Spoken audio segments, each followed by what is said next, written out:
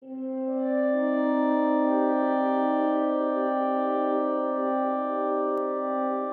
you are reading this, then I am dead, and you are standing aboard a derelict Cyclone-class patrol ship, the USS Mistral, with her engines dead and her electrical systems non-functional.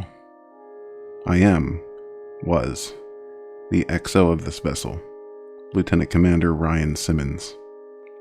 Please read this carefully. If you are an officer or enlisted man in the United States Navy, this is an order. Scuttle this vessel immediately. Do not finish this letter. Get off the Mistral at once and send her down. Consider this a quarantine scenario. All hands are likely dead. God help you if they are not.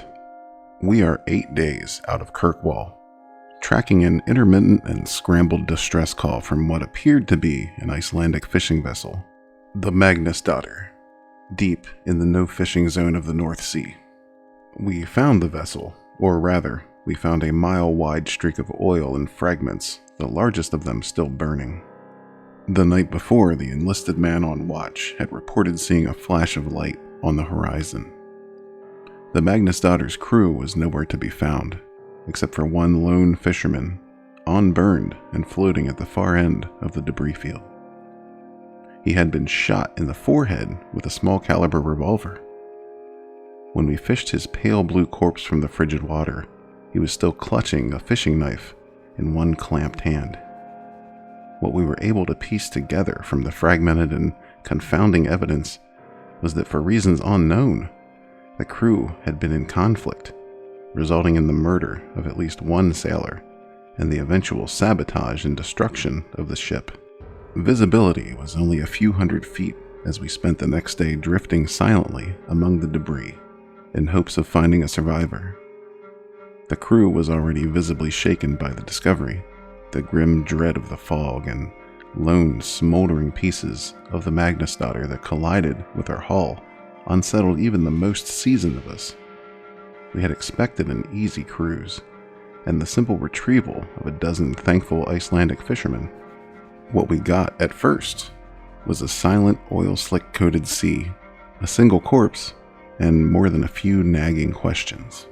The Mistral had just been serviced after the extended tour with the Atlantic Fleet in Bahrain before her transfer to the North Sea. She was in good running order, so I could only assume that the initial mechanical failure was an act of sabotage or of some external force. It happened the first night, when our final sweep had been completed, and we returned to the site of the Magnusdottir's first transmission. There was nothing initially remarkable about the spot, a cold and lonely set of coordinates and little else.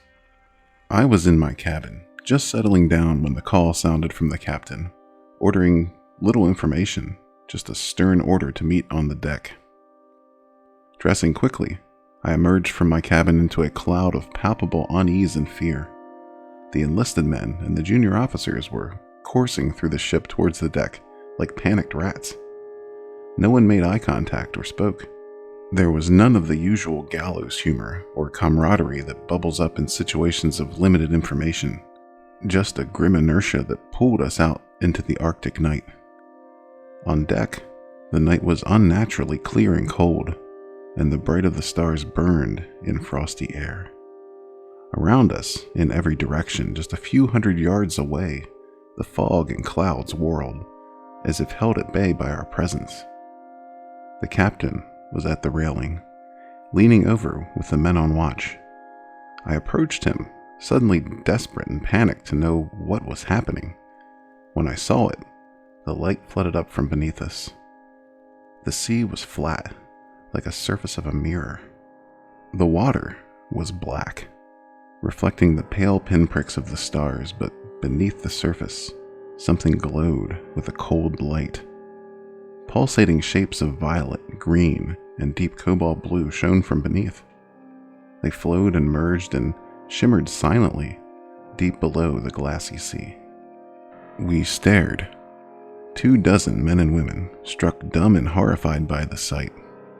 There was a sense of scale that emerged from the fluid movement of the lights. They seemed to be many fathoms beneath us, which would make them terribly large and impossibly fast. There were no solid shapes, and no disturbance of the water, just a deep field of liquid flowing light. We watched for what seemed like hours, entranced by the mesmerizing ballet of cold light, a mirror reflection of the northern lights. When it ended abruptly, there were 3 almost simultaneous events. First, the lights seemed to contract, each mote freezing in place and collapsing like the iris of an eye in bright sunlight. Secondly, there was a tremor in the air that first raised the hair on the back of my neck.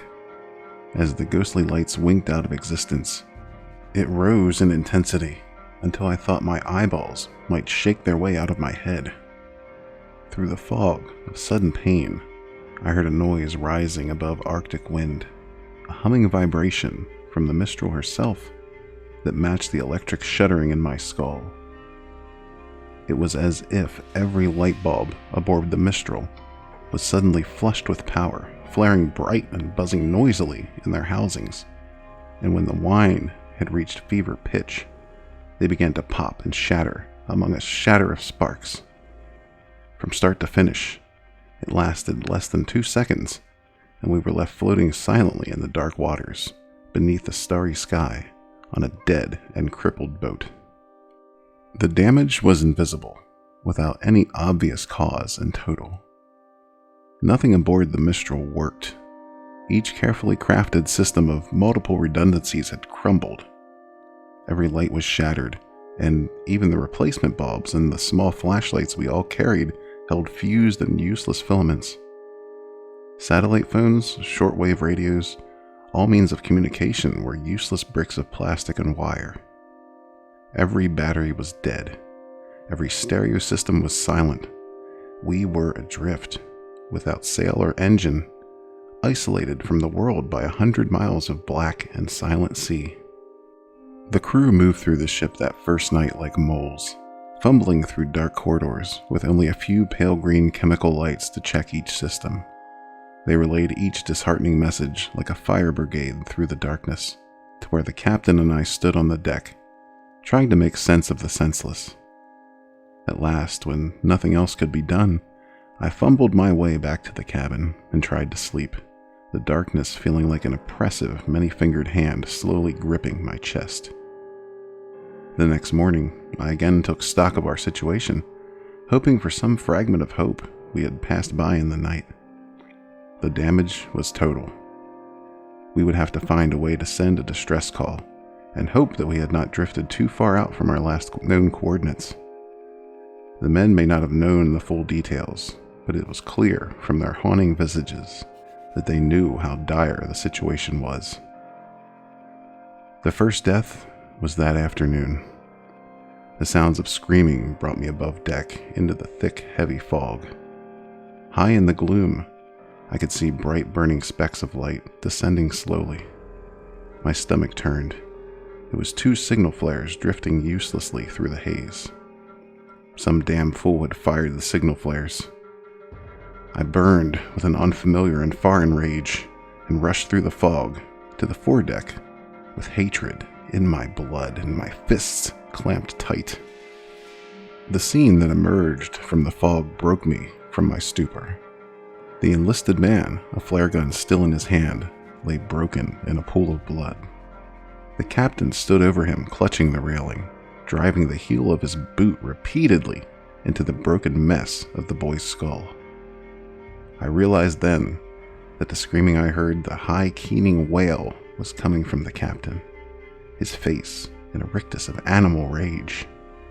Around them was a small crowd, standing motionless and silent, watching like sentinels.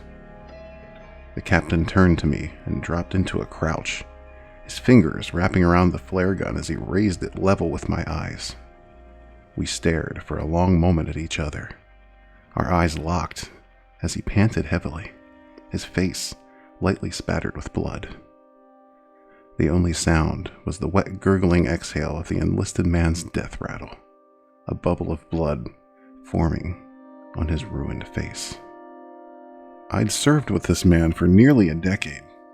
This was not the man I knew. This was a hollow simulacrum, filled with violence and terror. I spoke to him then, in a soothing voice. I asked him to hand me the flare gun.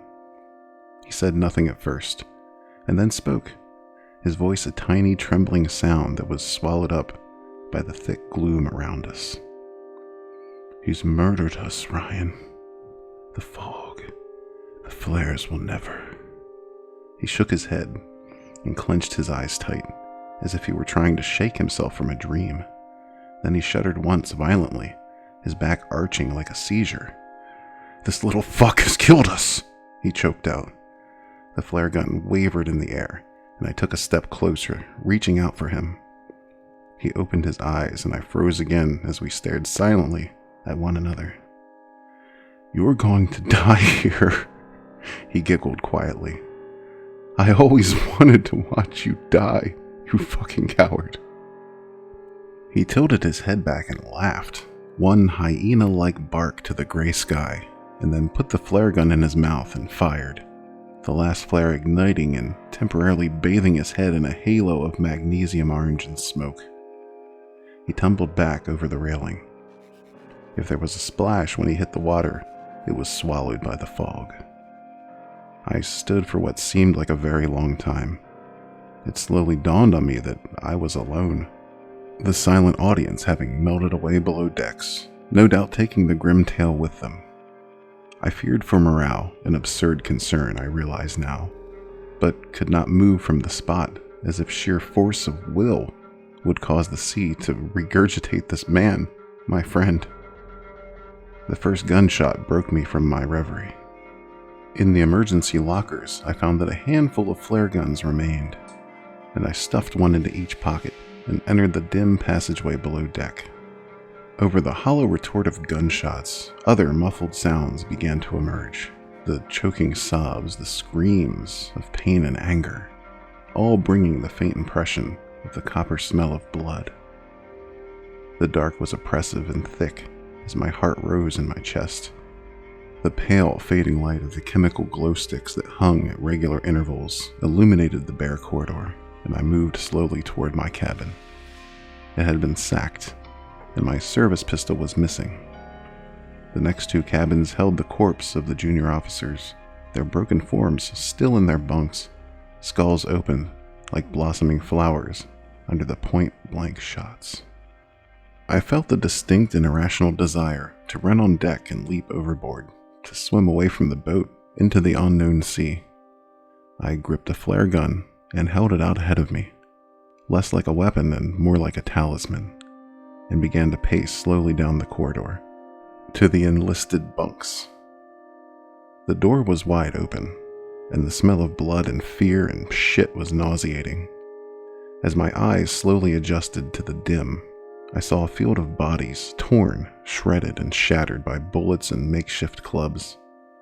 A few of the men still moved, twitching slightly.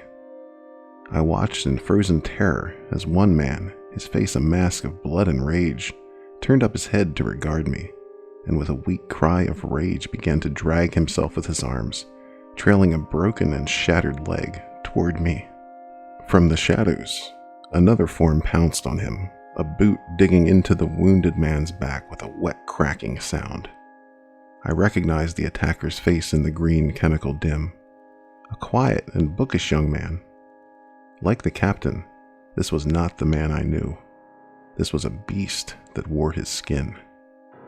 He reached down and grabbed the wounded man's jaw, thumb slipping into his mouth. The wounded man growled, a feral, mindless sound, and tried to bite down, but his attacker gripped tight and pulled.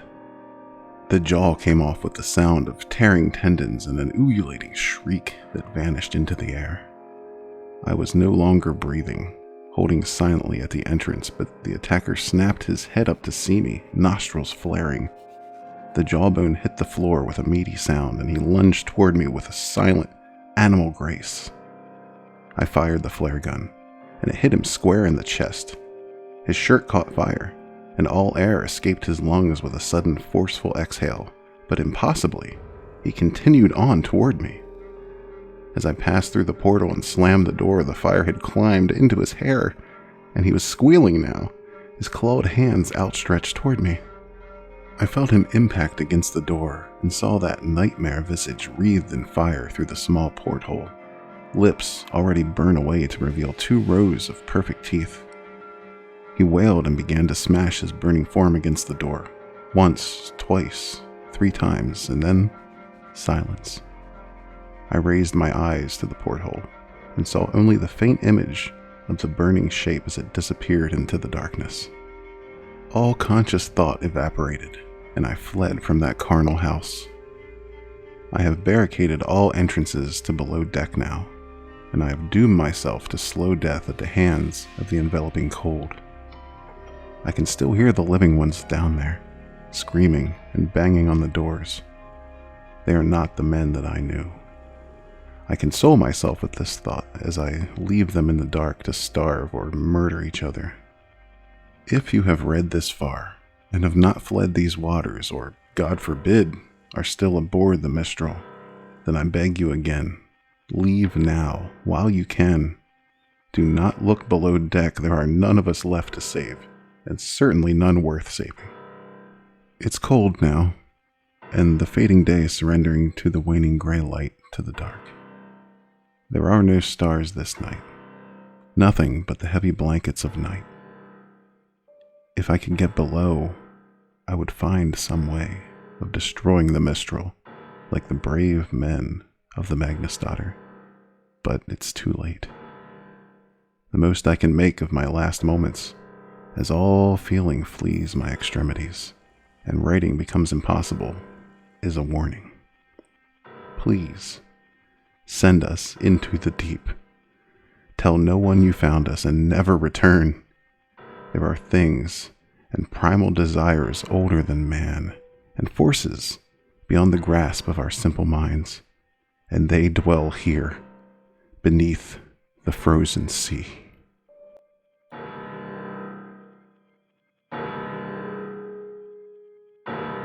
The vast blue is full of unknown terrors. Not all of them are filled with teeth. Some monsters swallow the mind